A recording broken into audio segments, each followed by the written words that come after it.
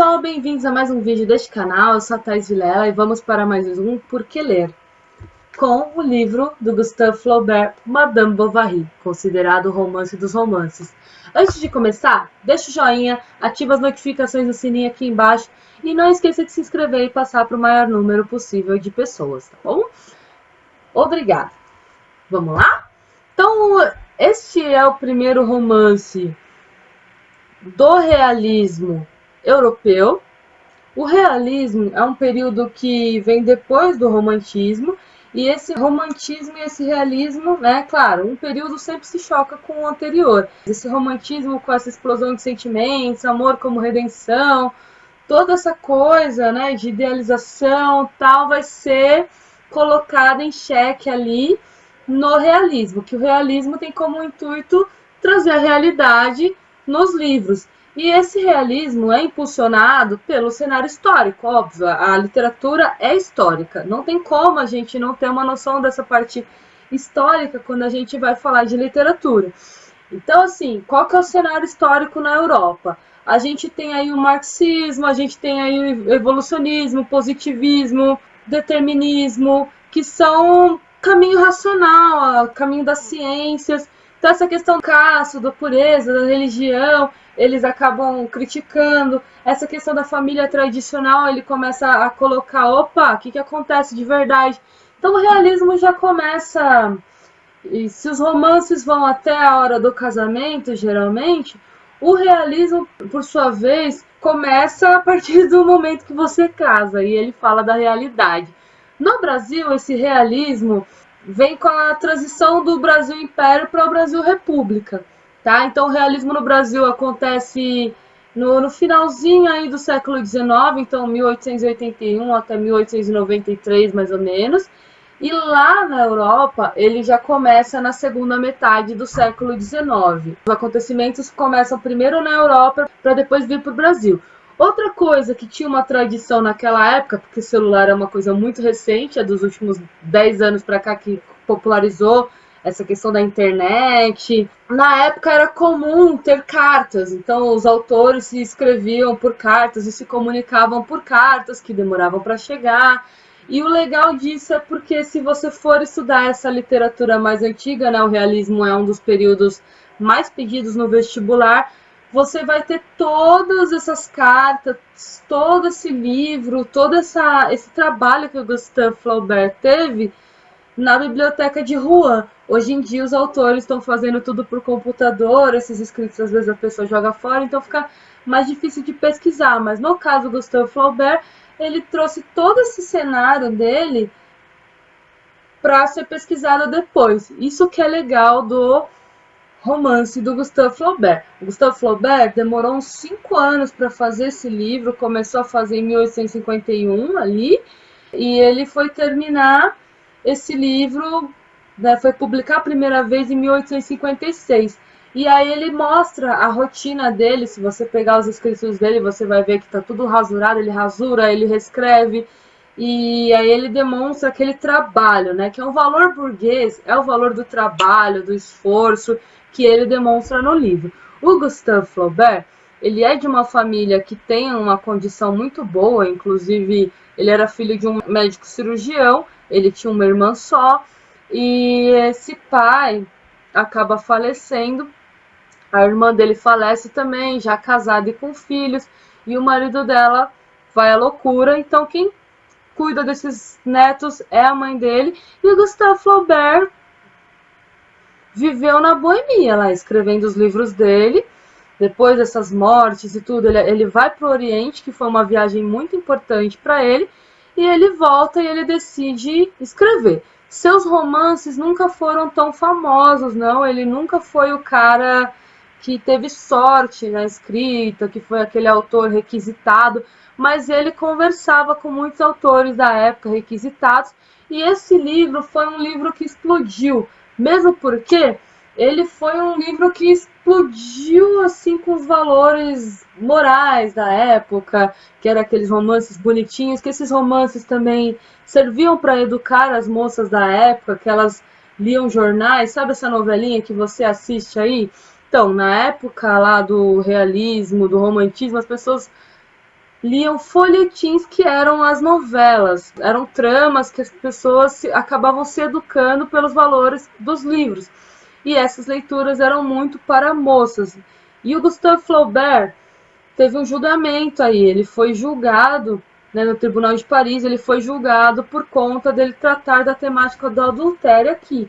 Porque aí ele faz a máscara do casamento cair, aquele casamento lindo, maravilhoso, as princesas, já cai tudo por terra e ele mostra a realidade, a infelicidade, que é o que o realismo traz, ou traz a pobreza, traz o cenário histórico, na época, a vida como ela é. Então essa seria um pouquinho a parte histórica que eu venho falar para vocês.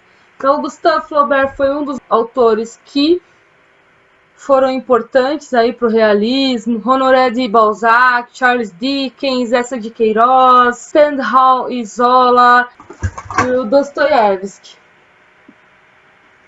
O realismo aqui tem um romance que ele tá bem no comecinho ainda do romantismo, mas que ele é tido como o primeiro livro, assim, dizem que é um pré-realismo, tem gente que... porque ele destoa, tem gente que diz que não é realismo, mas assim, ele destoa completamente do romantismo, que é o Memórias de um Sargento de Milícias, do Manuel Antônio de Almeida, que ele é um livro completamente realista. Talvez, como ele se casa de uma forma romântica, muitas pessoas tentam classificá-lo como romântico. Mas esse livro fala do primeiro malandro brasileiro da literatura.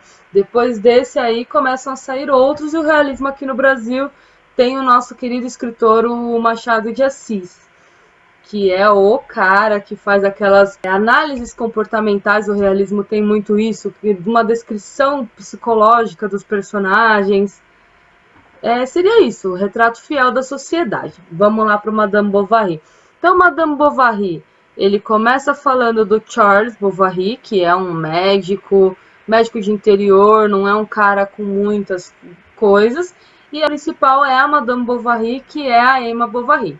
Tá? Então o Charles fica como um personagem secundário, que seria um personagem medíocre na história, e aí a Madame Bovary mostra todo esse contexto, que é uma mulher comparada com um Don Quixote de La Mancha, que também foi um cara que foi à loucura depois de estudar as novelas de cavalaria, e a Emma Bovary, depois de passar a vida inteira, uma mulher que estudou, ela chegou a estudar num convento e ela se educou através dos romances, ela queria viver aquele romantismo dos romances, do romantismo, né? Aquela explosão de sentimentos, aquele amor eterno, absoluto, e tudo mais que você encontra nos contos de fada e nos romances do romantismo. Então ela é uma sonhadora, ela vai para o convento aos 13 anos, então ela já tinha uma educação fora do comum para a época, porque muitas mulheres acabavam nem estudando direito. Ela reproduzia exageradamente esses romances que ela lia, então você vai perceber que ela quer viver essa intensidade o tempo inteiro, como se ela conseguisse fazer isso, é óbvio que ela vai se dar mal. Ela cultuar a Mary Stuart, que é a rainha da Escócia. Então ela tinha uma ânsia de viver algo incrível e maravilhoso. E aí você sabe que a mulher ali naquela época era feita para casar. Mesmo tendo uma trabalhadora doméstica na casa dela, ela tinha que se casar, não podia separar. E mulher não tinha essa liberdade de... E ela mostra no livro, né? Essa mulher é uma mulher muito diferente. Inclusive, tem pessoas que estudaram ela aí, né? O Baudelaire, por exemplo, faz um ensaio sobre a Madame Bovary e ele fala que ela é uma mulher fálica, porque ela toma as rédeas de sua vida.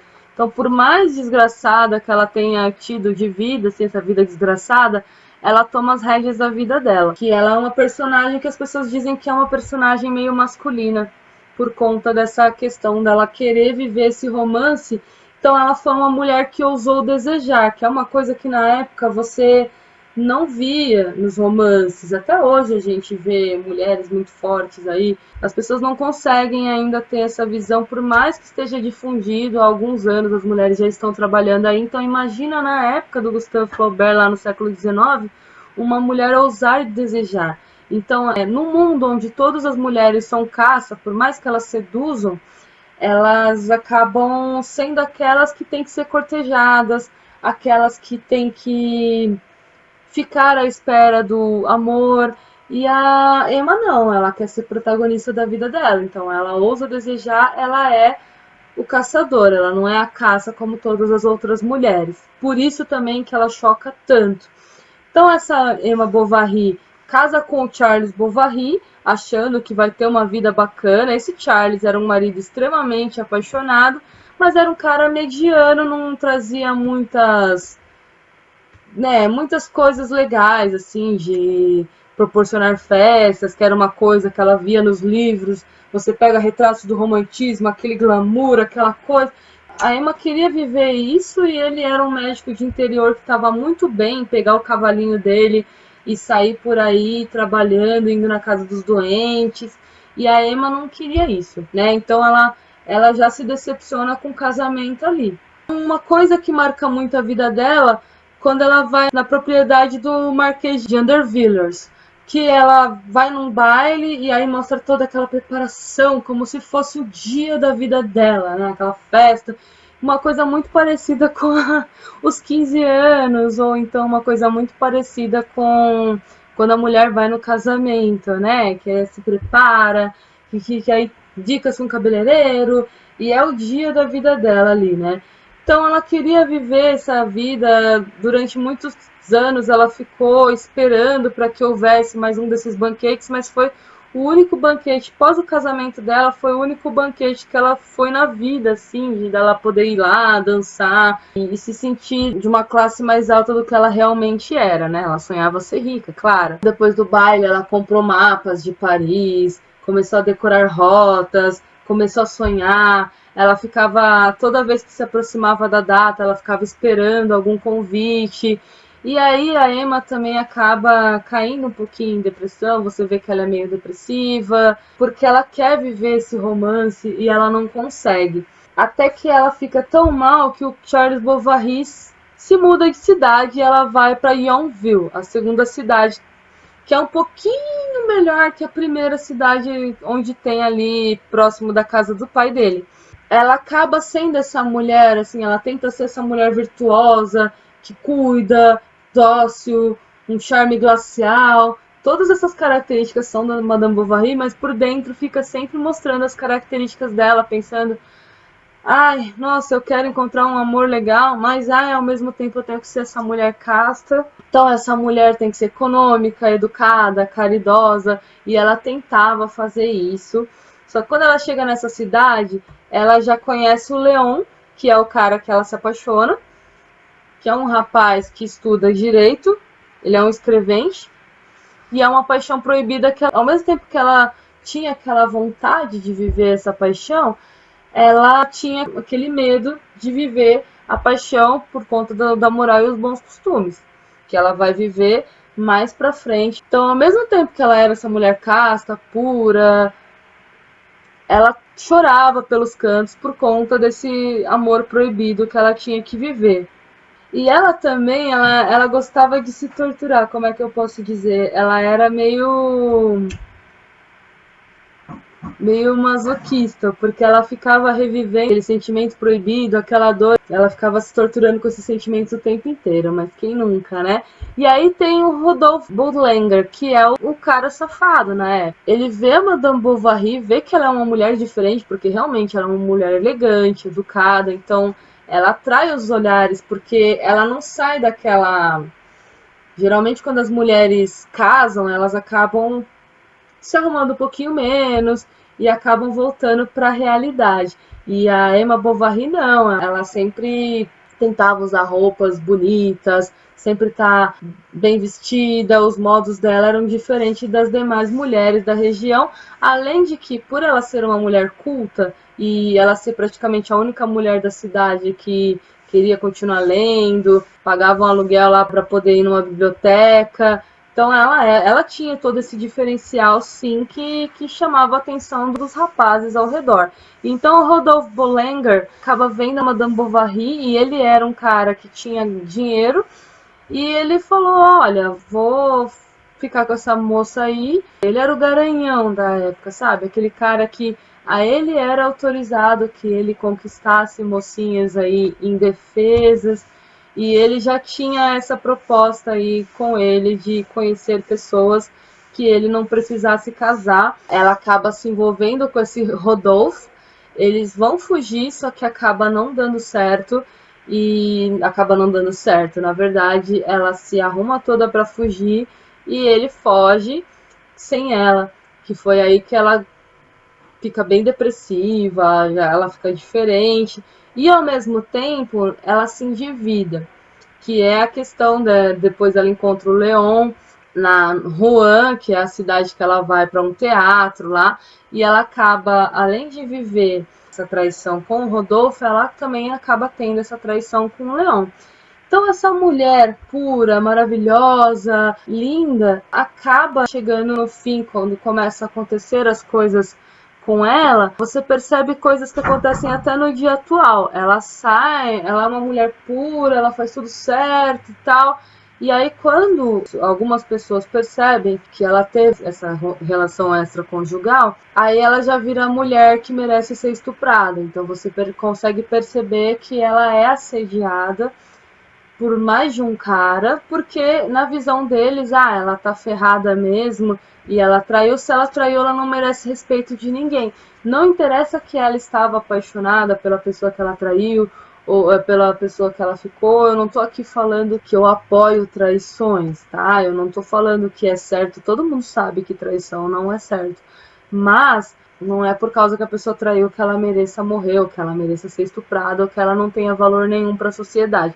Que era realmente o que acontecia com a mulher e acontece até hoje, né? Dela ser apedrejada quando ela comete um erro, ao mesmo tempo que quando um homem comete um erro, as coisas acontecem diferente, né? De uma coisa autorizada, um homem ir para um bordel, um homem acabar traindo, porque as pessoas tendem a falar que são coisas de homem mesmo, é da índole do homem fazer isso. Então essa Emma Bovary, ela acaba dizendo em alguma parte ali, no finalzinho já do livro, que por mais que ela esteja caindo em desgraça, o corpo dela não estava à venda. E é uma coisa muito bacana, que ela mostra que ela é senhora da vida dela até o final da vida dela. Isso é bem interessante. Tem umas coisas legais no livro que tem uma demonstração de virilidade dos homens que mostra muito essa questão da masculinidade frágil.